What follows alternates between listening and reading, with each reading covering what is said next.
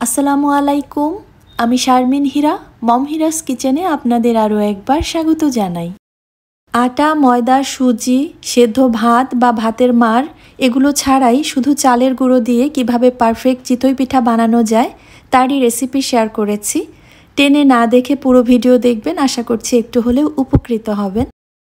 শুরুতেই এখানে মেজারমেন্ট কাপের 2 কাপ চালের গুঁড়া নিয়েছি।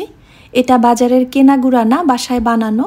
তার সাথে দিয়েছি হাফ চা চামচ লবণ, 1 কাপের 4 ভাগের 1 ভাগ নারকেল কোড়া।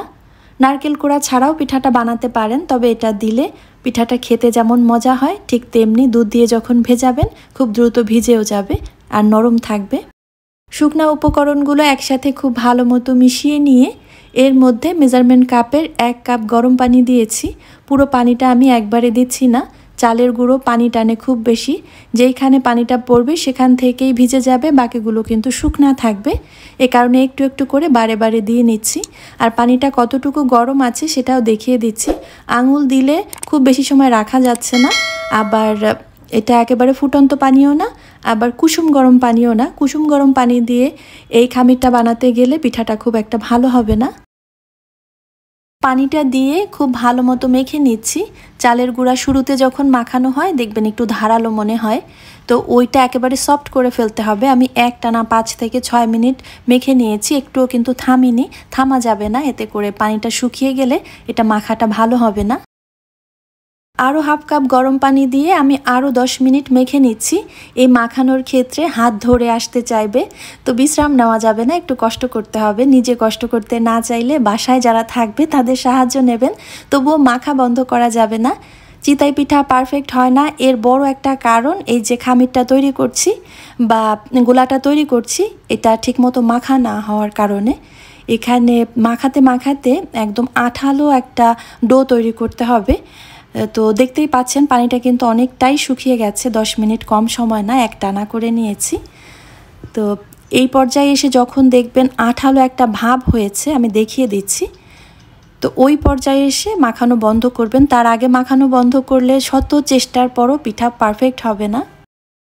এই যে গোলাটা তৈরি করে নিয়েছি, এটা আমি 1 ঘন্টার জন্য সেট হতে রেখে দেব।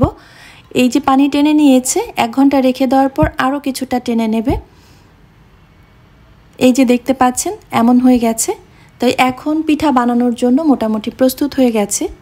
যাদের ব্লেন্ডার জার নেই এই অবস্থায় তারা হাত দিয়ে ফেটে নিতে পারেন, তবে কষ্ট বেশি হবে, সেজন্য আমি ব্লেন্ডার দিয়ে ব্লেন্ড করে নিচ্ছি।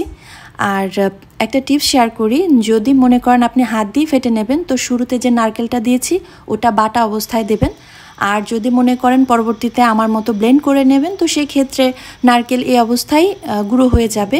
আসলে এটা একটা মিহি পেস্ট করে নিতে হবে যাতে গুলাটা মসৃণ হয়। এই যে দেখছেন এমন।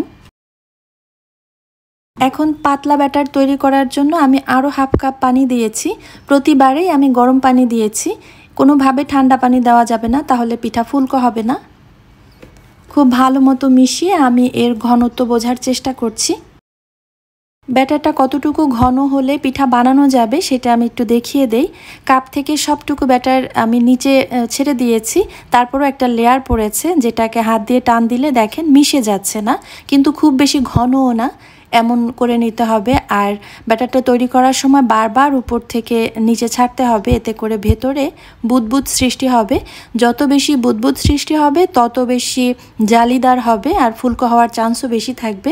এর জন্য প্রতিবার পিঠা বানানোর সময় এমন এমন উপর থেকে ছেড়ে ছেড়ে দেবেন, দেখবেন এমন হয়েছে।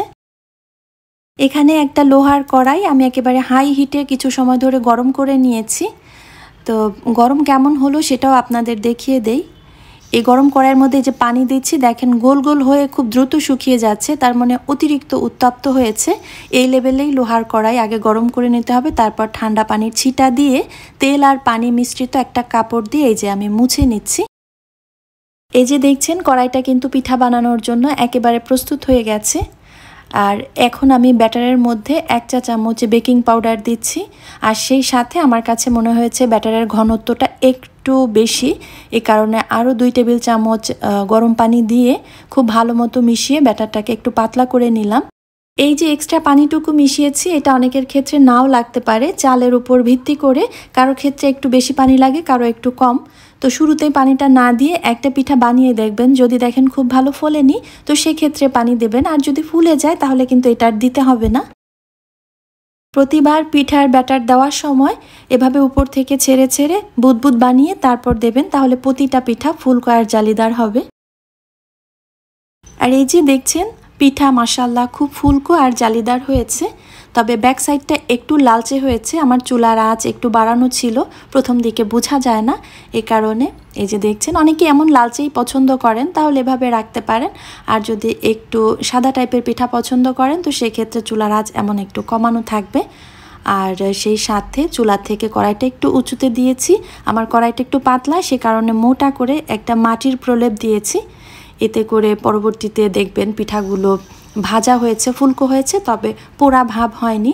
আমি কিন্তু যা যা টিপস জানি আমি আপনাদের সব শেয়ার করে দিয়েছি।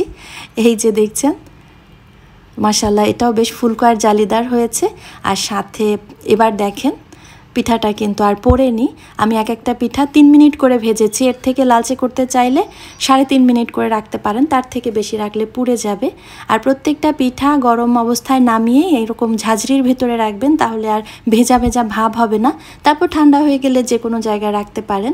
আমি একটা পিঠা একটু দেখাচ্ছি কত বেশি ফুলকো আর জালিদার হয়েছে, দেখেই বুঝতে পারছেন। এমন পিঠা আপনারা দুধ দিয়ে যখন ভেজাবেন খুব দ্রুত ভিজে যাবে আর নরম হয়ে যাবে। আমার আজকের ভিডিও যদি ভালো লেগে থাকে প্লিজ ভিডিওটিতে একটা লাইক দিতে ভুলবেন না। আর এই ধরনের ভিডিও আরও পেতে চাইলে আমার চ্যানেলটিকে সাবস্ক্রাইব করে নিতে পারেন।